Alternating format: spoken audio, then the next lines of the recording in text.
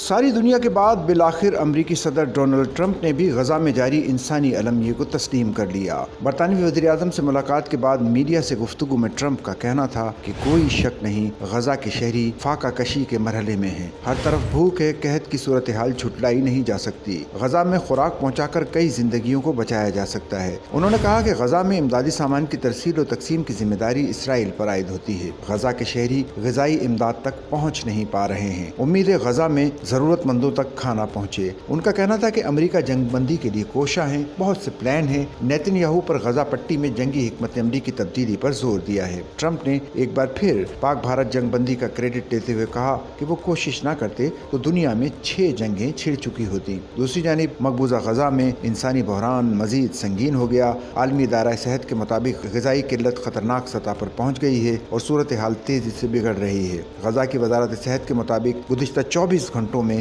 63 فلسطینی شہید اور 6 بھوک سے شہید ہوئے۔ بھوک سے کل اموات 133 ہو گئیں، جن میں 87 بچے شامل ہیں۔ عالمی ادارہ خوراک کے مطابق مقبوضہ غزہ میں اسرائیلی ناکہ بندی کے باعث 5 لاکھ فلسطینی قحط سے دوچار ہیں۔ سچل نیوز نیٹ ورک کی ویڈیوز میں خوش آمدید۔ ناظرین، ویڈیو سے متعلق اپنی قیمتی رائے کا اظہار کمنٹ باکس میں ضرور کریں اور چینل کو سبسکرائب کریں۔